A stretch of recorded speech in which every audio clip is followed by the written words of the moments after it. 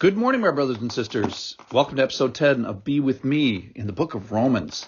Today I'm going to title this Written on Our Hearts. Now, R.C. Sproul, famous theologian, he's dead now, he was at this big highfalutin conference, thousands of people there, and someone was posing to him the question about their struggle in communicating what sin was, and his question specifically was, how do I explain sin to an unbeliever?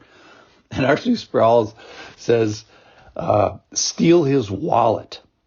And everybody breaks into, into laughter. And the point of it is that the Christian law, the law from the Old Testament, the spiritual laws are written on our hearts. You don't really have to explain it to people because they already know. The work of the law is already written on our hearts. That's exactly what the passage today says, and I'll quote it here. This is from Romans chapter 2, verses number 12 and following. For all who have sinned without the law will also perish without the law, and all who have sinned under the law will be judged by the law. So he's making two groups of people. One is the Jews who have the law, and the other are Gentiles who don't have the law, and it doesn't really matter because the law is going to be written on everybody's heart. He's going to explain that. For it is not the hearers of the law who are righteous before God, but the doers of the law who will be justified, which is going to end up being nobody. Verse 14. For when Gentiles who do not have the law by nature do what the law requires, they are a law unto themselves, even though they do not have the law. They show that the work of the law is written on their hearts, while their conscience also bears witness, and their conflicting thoughts accuse or even excuse them on the day when, according to my gospel, God judges the secrets of men by Christ. So he's saying that that Gentiles who don't have the law externally, they have it internally. It's written on their hearts. Their conscience bears witness to it, and their conflicting thoughts can accuse them.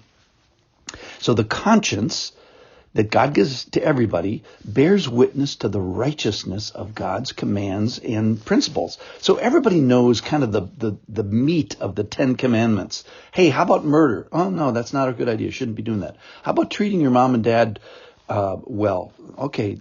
How about lying under oath? Or how about lying with someone who's not your spouse? You don't need the Bible to know that those things are wrong. So what he's saying here is you don't necessarily need the law. Those without the law, they have the condemnation of their conscience, of the written on their hearts. So they know God's principles, at least, from their hearts and by their nature and their consciousness, their conscience that bears witness to this. And so he's basically just saying the Gentiles are going to be without excuse.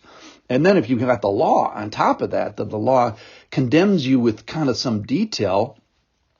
And hey, I've read Exodus 20 where the 10 commandments and whatever else is in there.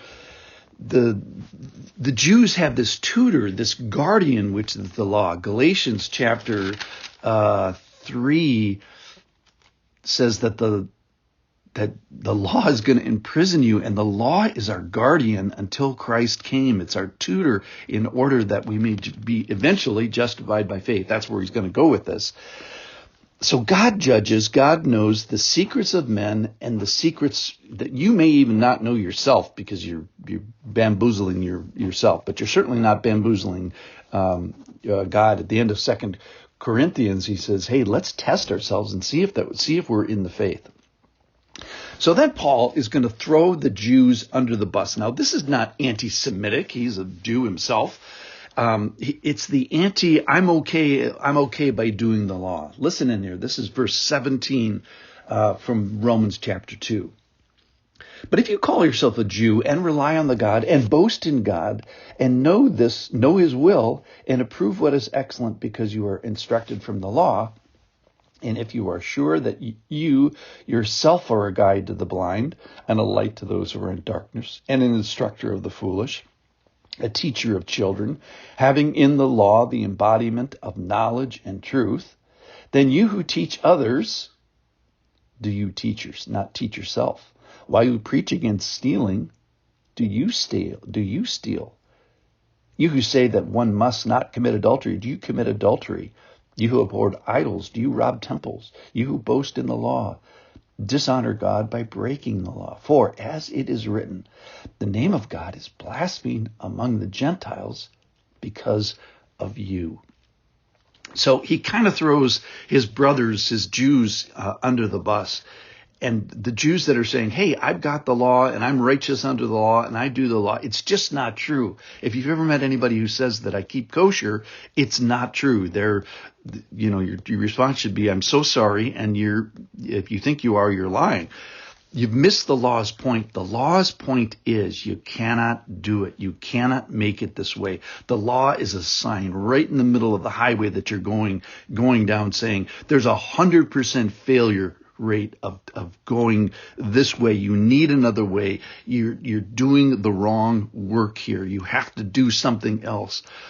And don't feel bad, Jews. You've had the law and you couldn't make it.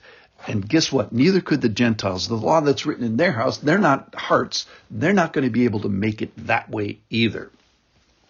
So where can I find the law of God? For the Jews, it's in the Bible, but you don't have to read the Bible to know all this stuff. It's already in your heart. The law just reflects the character and the characteristics clearly, which is why we should sort of honor the law and not worship the law, but worship the one who the law came from, because it displays his character so well.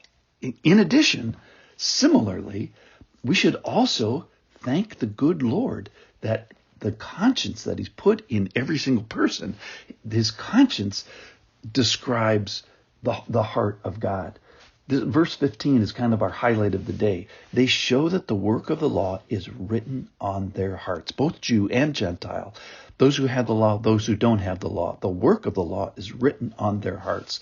Their conscience bears witness. Their conflicting thoughts accuse or excuse them. So let's appreciate our conscience. And more importantly, let's listen to what our conscience shows. Tomorrow he's going to throw the Gentiles under the bus as well as the Jews. Thanks for listening. Let's follow our conscience today.